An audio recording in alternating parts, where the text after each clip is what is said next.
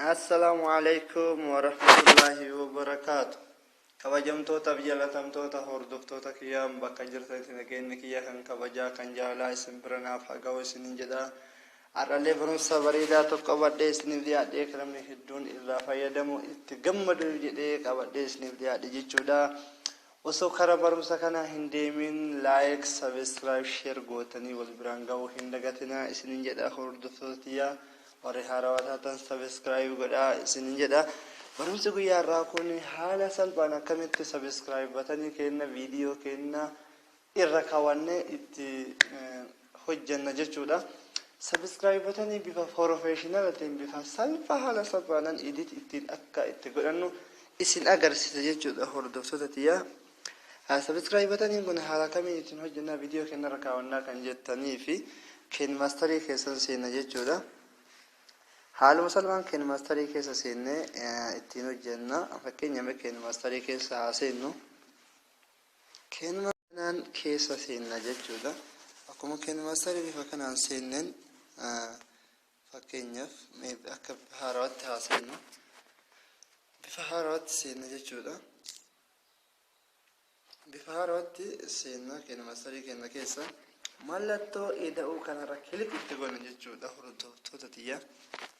Kilik eega goonee booda akkatti bifa haarawaatti seenna jechuudha. Fakkeenyaaf amma akkana seennee booda akkam goona viidiyoo keenya san kan subscribe irra kaawwachuu barbaanne san fidanna jechuudha. Karaa kamiin fidanna kan jettanii fi media browse kana keessa kilik goona jechuudha. Eeguma kilik gooneen booda haala kanaan viidiyoon jawwaara mobaayila keenya qabnu marti nuuf dhufa. Eega dhufee viidiyoo barbaanne san irra filanname fakkeenyaaf viidiyoo tokko kanaa filadhu. Viidiyoo fakkeenyaaf viidiyoo akkanaa filadhu. Eega viidiyoo kana filadheen bifa kanaan viidiyoon kun naaf baha. Eega viidiyoon bifa kanaan naaf bahee booda akkam godha mallattoo cropping bakka jedhu kana mallattoo kanarra kilik godhe jechuudha. Kilik godhee viidiyicha keenya akka tasarkisa eega sarkisee mobaayilii keenya guutuu akkatti nuuf ta'a. Eega san booda iddoo raayitii tana itti kilik godha jechuudha. Haala kanaan kilik itti eega godhee booda akkatti bifa kanaan naaf baha.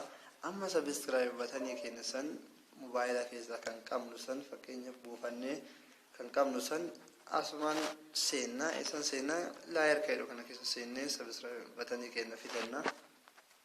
Akkuma seenneen iddoo kana to'inee jechuudha miidiyaa keenya kanarra. Eega to'inee booda subscribe batanii mobaayila keenya keessaa qabnu fidanna. Amma fakkeenyaaf iddoo kana jira. Subscribe batanii gosoota hedduutti nuuf dhufa kana keessaa kan feenisan filannaa fakkeenyaaf kanaa filadhu. Mallattoo subscribe bataniiti mee kanaa filadhu. Bifa kanaan nuuf baha jechuudha hordoftoota tiyyaa. Amma eega inni akkatti nuuf bahee booda hoo akkam goona kan jedhuu fi mallattoo bulee daangaa jiru kana irraa balleessina jechuudha. Haala kamiin irraa balleessina hojjettan karaa harka mirgaa kanaan jechuudha. Iddoo kanarra kan barreeffama jiru kana oloofne jechuudha. Akkuma oloofnee cropping bakka jedhu kana kilik irratti goona. Haala kanaan egaa kilik irratti goonee bifa bulee kana akkatti irraa balleessina. Akkatti irraa murra.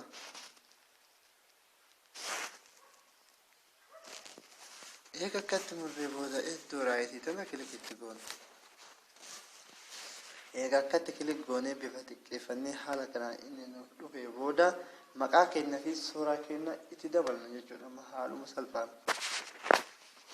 isarra gadi kilik goonee gadi laaffifannee akkatti fakkeenyaaf iddoo kanaa kaawwadhu maqaa keenya itti dabala jechuudha. Haala kamiin maqaa keenya itti dabala kan jettaniif maqaa keenya fakkeenyaaf laayir jedhu kana keessa kilik goona. Akkuma laayirii kilik gooneen teekist qubeettii kanarra kilik goona. Akkuma kilik gooneen bifa kanaan nuuf baha.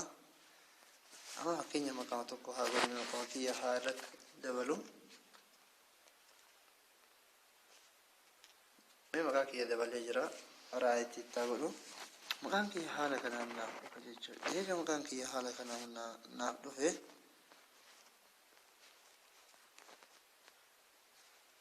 Subscribe button kenna haala kanaan akka xaddansiifannee bal'ifanne jechuudha. Eegasanii maqaa keenya kilik goone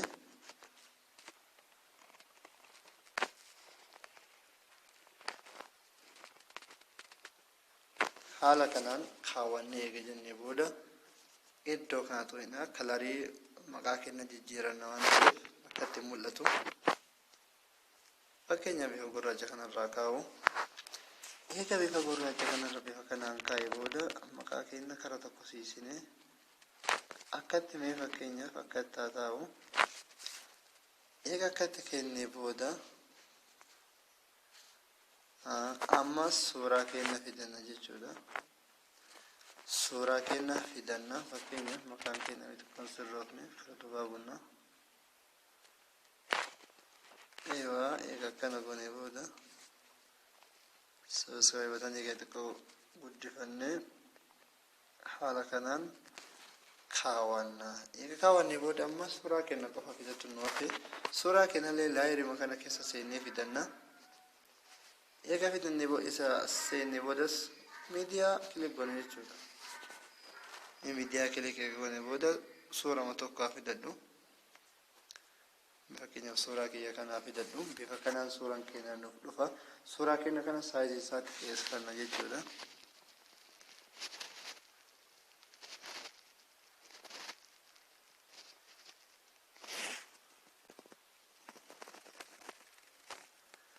Akkatti iddoo kana fidanne jechuudha. Eega iddoo kana akkatti fidnee booda amma karaa harka mirgaa kanarra iddoo kanarra ol oofne kirooppiin bakka jedhu irratti kilik goona.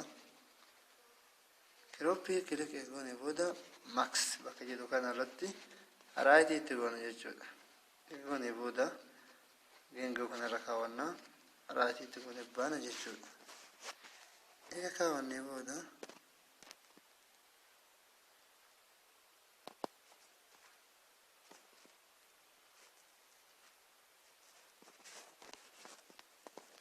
suuraa keenya bifa kanaan akka xiqqeeffanna. Eega xiqqeeffannee booda maqaa keenya akka itti gadi laaffifanna. Eega akkana godheewwan subscribe keenyas xiqqoo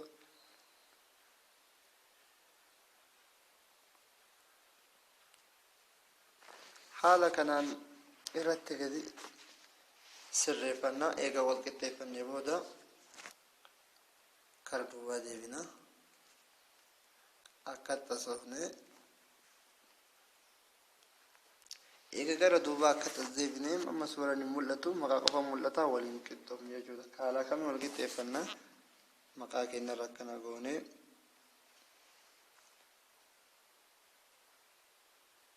haala kanaan akka tasbunna jechuudha. Eega tasbunne maqaan keenya fi suuraan keenya haala kanaan wal qixxaa jechuudha. Ammallee maqaan keenya dhufe suuraan keenya hin dhufne. Eega akkana goone booda akkatti haala kanaan wal qixxeeffannee eega jennee booda fakkeenyaaf kara duubaas deebine kilik irratti goone akka inni wal qixxaa'e itti ilaallanna jechuudha. Haala kanaan akkatti maqaa keenya fi suuraan keenya wal qixxaa'ee jira. Itti wal qixxeeffannee haala barreeffama ta'een ittiin barreeffamni viidiyoo kana suuraa kanaafuu hordoftoota like subscribe share gootanii wal biraan gahuu hin dagatina. Warri subscribe batanii barbaadanillee subscribe batanii kan copyright hin qabne isiniif ergaa rakkoo hin qabu. Komantii yaatti barreessaa waan qabadhe akka isiniif dhufu barbaadan komantii yaatti barreessaa share godhaa wal biraan gahaa isiniin jedha. Bye bye.